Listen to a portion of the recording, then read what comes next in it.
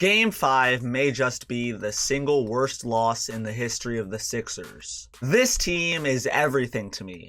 I've watched them all of my life, through the 8 seed days, the horrendous tanking era, Embiid's debut, and Fultz's disaster. I have yearned for this organization to take that next step and finally win it all. How are we, the loyal fanbase that willingly watched a 10-win team, rewarded for this patience? By an absolute disgrace of a performance. This team, from top to bottom, absolutely disgusted me in Game 5. That game was the single worst choke I've ever witnessed as a Sixers fan. Even when they extended the lead to 26 initially, I was somehow still hesitant of what was to come. The problems on this team lie deeper than you may initially believe. It all rots in the concept of excuses. Tobias Harris is a great player. He had a phenomenal first series against the 8-seeded Wizards, playing good basketball. This series erased his playoff choker tag. All of his past failures in the playoffs were forgotten because, oh, look at these 5 games against the 8 seed. Harris did deserve credit for this performance, but the truth is that you cannot rely on him for late game heroics. He simply disappears. People see his Lakers regular season game winner and create a false impression of him in their head. On the bigger stage, Harris goes cold,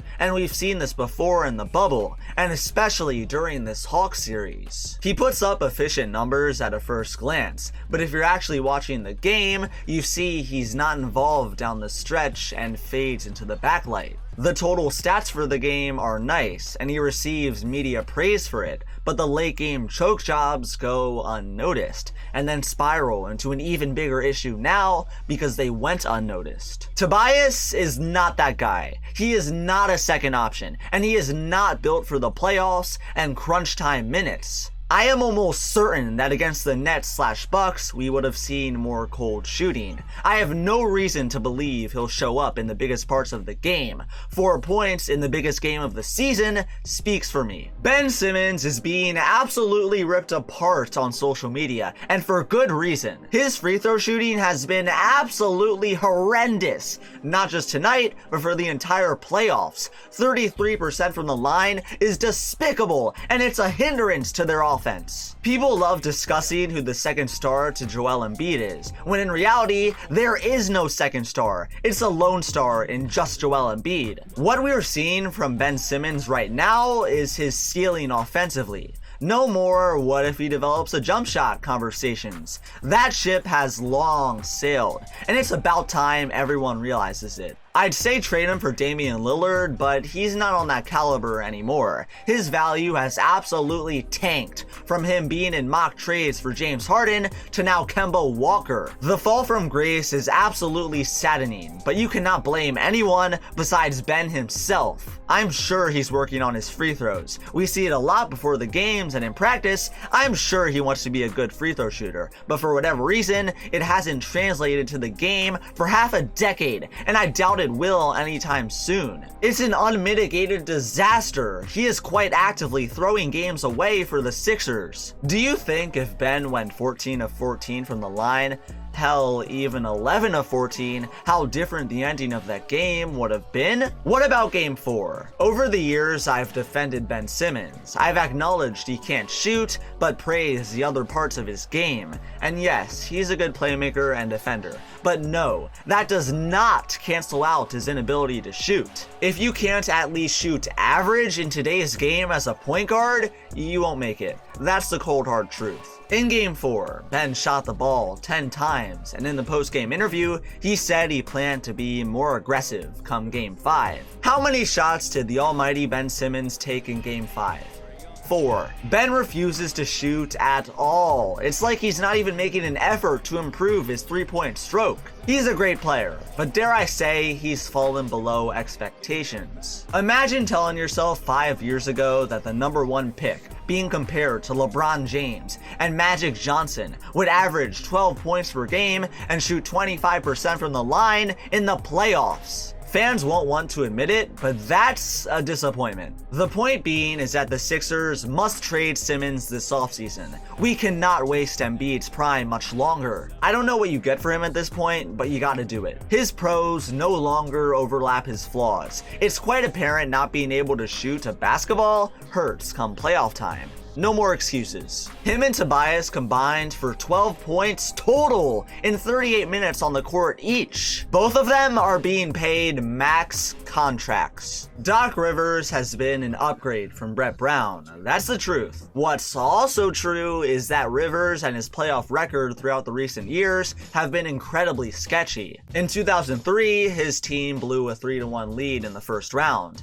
In 2015, his team also blew a 3-1 lead in the second round. In 2020, another blown 3-1 lead. Now in 2021, his team with an MVP candidate just blew an 18-point lead and a 26-point lead in consecutive games. The Sixers are the #1 seed. They aren't scrubs. Those two leads must be kept. It's a shame because I like Doc and appreciate how he's revived Tobias Harris's career. Yet it seems like even he can't fix the Ben Simmons shooting issues. You know, it also doesn't help when you're actively encouraging a lack of shooting in post-game interviews. I don't care if it's for PR, it's ridiculous. I understand criticizing the all-bench lineups, but in Game 5, the starters checked in with a double-digit lead and still got crushed. At one point, the players need to be held accountable as well. No matter what this team does, they cannot escape the second round. That shows me the roster needs changes, and we can't keep the same old faces. I'm not saying he should be fired this offseason, but if a better coach pops up,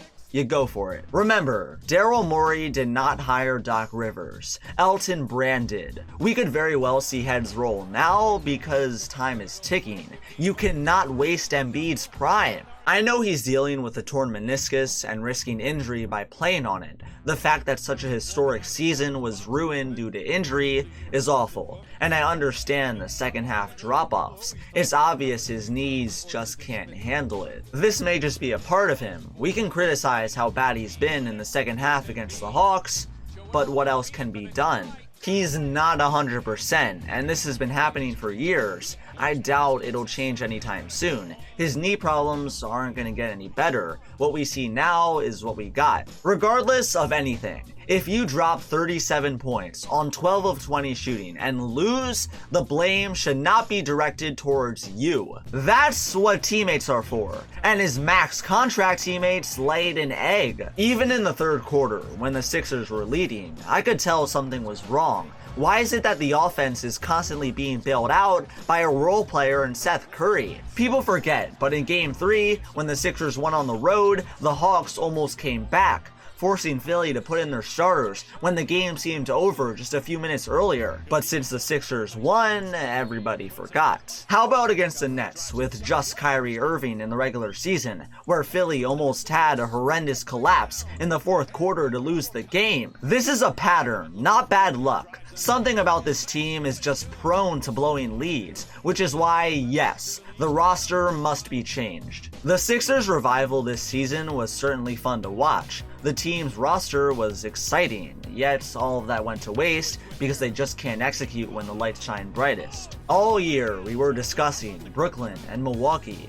when in reality we should have been asking how they'd even escape the second round. For years we've been making excuses for Ben Simmons. We used to say, oh, he's a young player, he'll get over it, to he'll be better under a new head coach, to now straight up denial, where we claim he doesn't need offense because he plays good defense. Championship teams don't blow a 26-point lead to the 5th seed. Ben Simmons is a liability on offense. This team needs scorers, and Tobias Harris is not a playoff performer. His games against the 8-seeded Wizards don't make him clutch. The starters absolutely choked the leads in games 4 and 5. The bench was putrid. What happened to the Sixers' overwhelming depth? What happened to the #1 seed? The Sixers have a once-in-a-lifetime player on their team, and they can't keep wasting his best years. You got time. Who do you play tomorrow? Hawks. There you go. You got plenty of time.